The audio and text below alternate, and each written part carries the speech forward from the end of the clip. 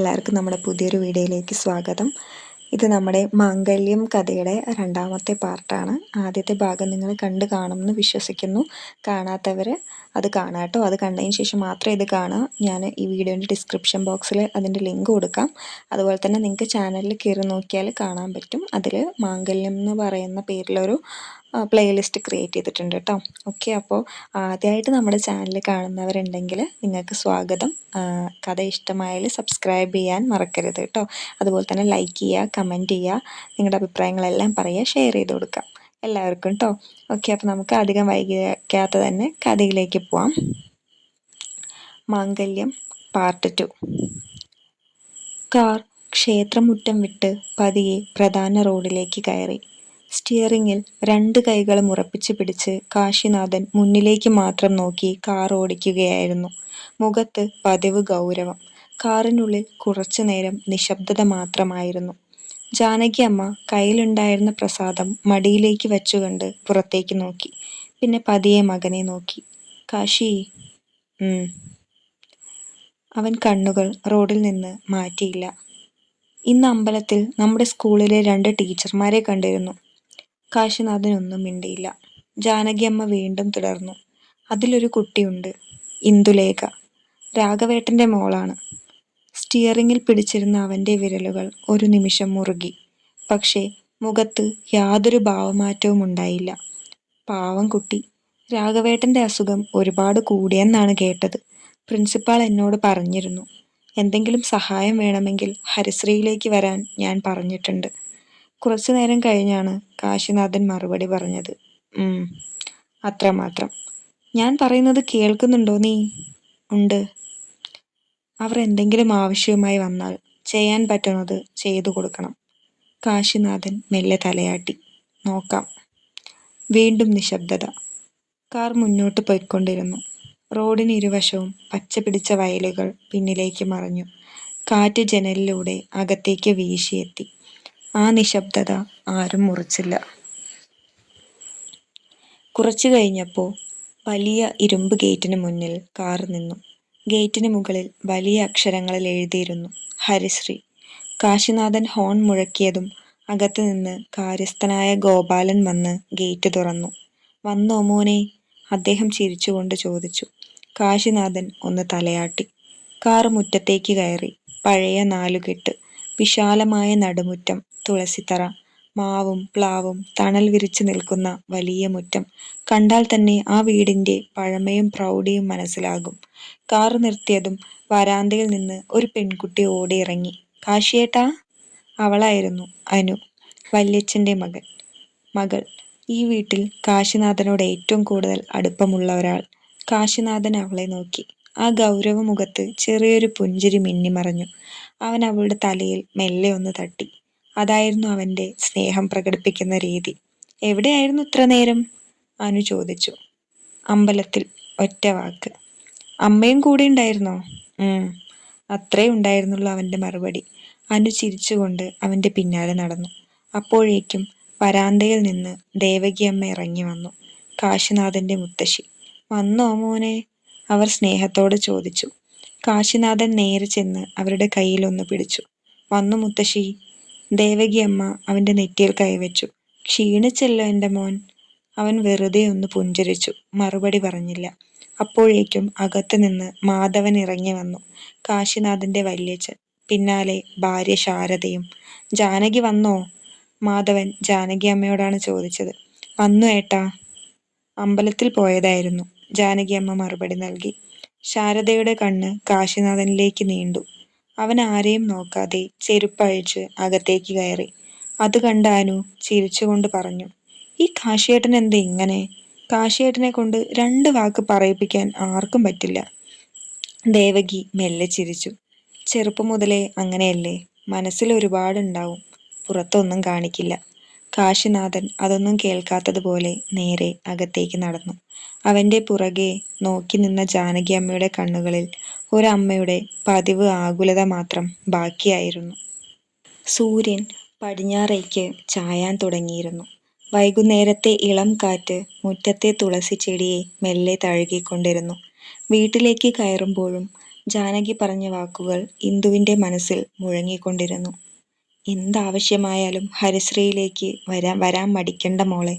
ആ വാക്കുകൾ ഓർക്കുമ്പോൾ അവളുടെ മനസ്സിൽ ചെറിയൊരു ആശ്വാസം തോന്നിയെങ്കിലും ആരുടെയും മുന്നിൽ സഹായം ചോദിക്കണമെന്ന ചിന്ത മാത്രം അവളെ വല്ലാതെ അലട്ടുന്നുണ്ടായിരുന്നു.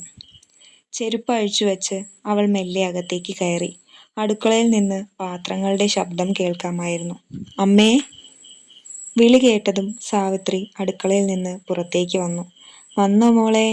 അമ്പലത്തിൽ പോയിട്ട് മനസ്സിന് കുറച്ച് സമാധാനം കിട്ടിയില്ലേ? ഇന്ദു ചെറുതായി ചിരിച്ചു. കുറച്ചൊക്കെ. മീരയും കൂടെ ഉണ്ടായിരുന്നു. ജാനകി അമ്മയെ അവിടെ വെച്ച് കണ്ടു. സാവിത്രി അത്ഭുതത്തോടെ അവളെ നോക്കി. ശരിക്കോ? എന്നിട്ട്? അച്ഛൻ്റെ കാര്യമൊക്കെ ചോദിച്ചു. എന്തെങ്കിലും സഹായം വേണമെങ്കിൽ ഹരിശ്രീയിലേക്ക് വരാൻ പറഞ്ഞു. സാവിത്രി കുറച്ചുനേരം ഒന്നും മിണ്ടിയില്ല. പിന്നെ പതിയെ പറഞ്ഞു. കണ്ടോ മോളെ, ലോകത്ത് നല്ല മനുഷ്യരുമുണ്ടെന്ന്. ഇന്ദു ചെറുതായൊന്ന് പുഞ്ചിരിച്ചു. അമ്മേ, പക്ഷെ എനിക്കിപ്പോഴും ആരോടും സഹായം ചോദിക്കാൻ എന്തോ ഒരു മടി.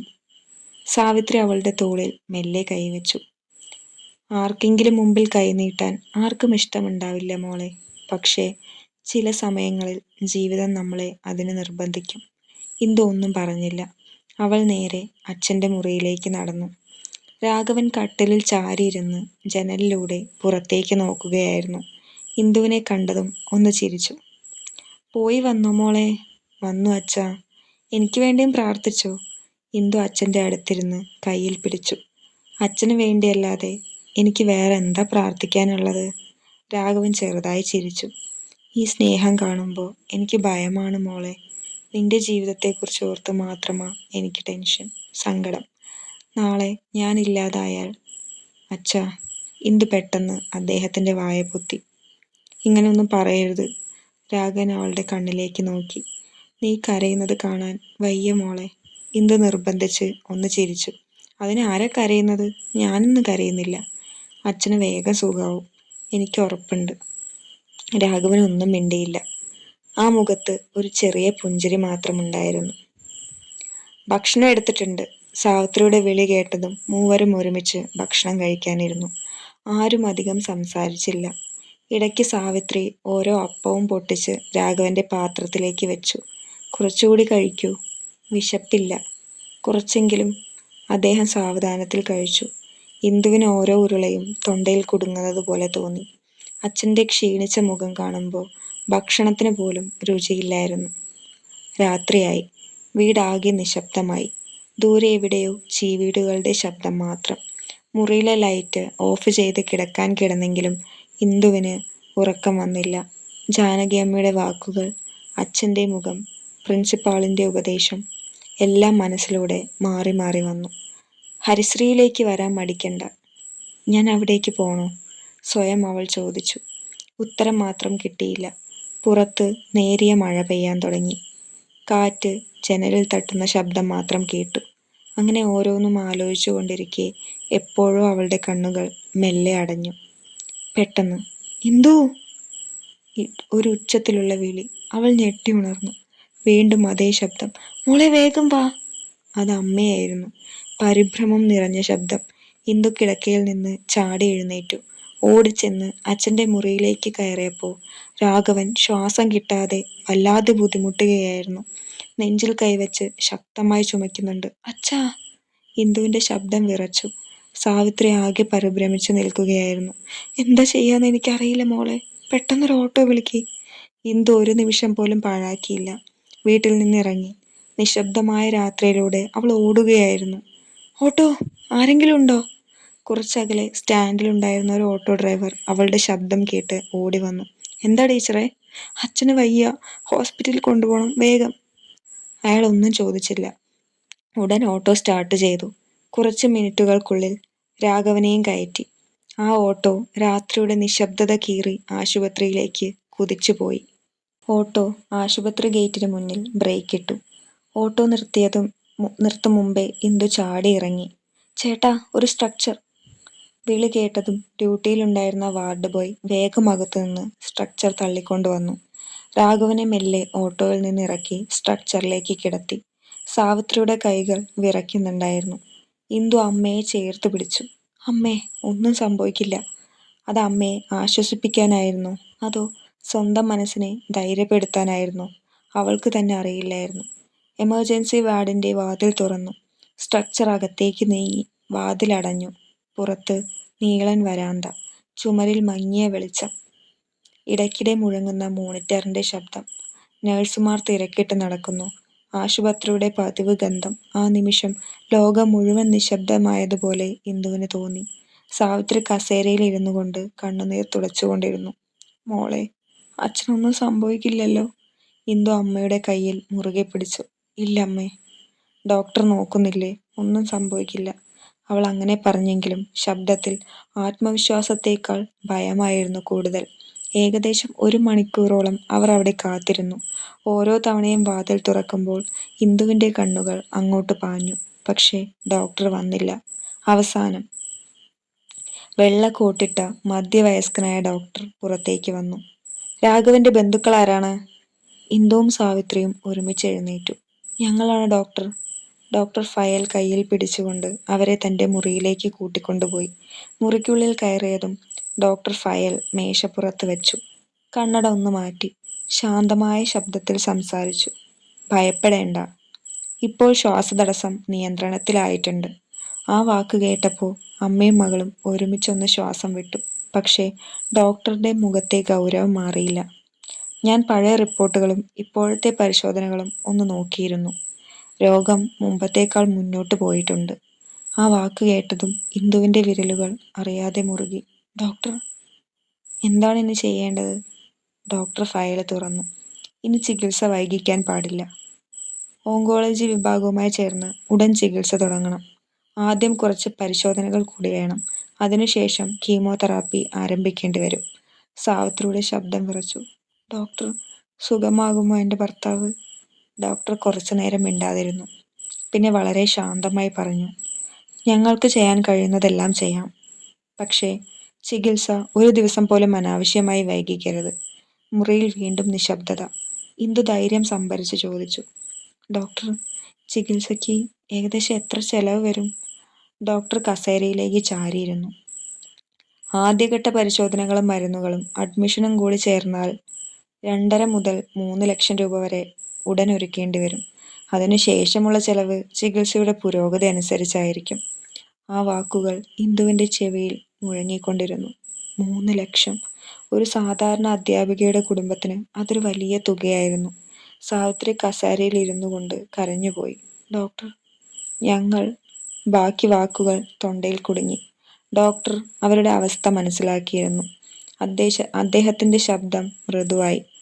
ഞാൻ നിങ്ങളെ നിർബന്ധിക്കുന്നില്ല. പക്ഷേ ചികിത്സ തുടങ്ങാൻ വൈകിക്കരുത്. നിങ്ങൾക്ക് കഴിയുന്നതുപോലെ ക്രമീകരിക്കൂ. 2-3 ദിവസത്തിനുള്ളിൽ തീരുമാനമെടുത്ത് അറിയിക്കണം. ഇന്ദു പതിയെ തലയാട്ടി. ശരി ഡോക്ടർ.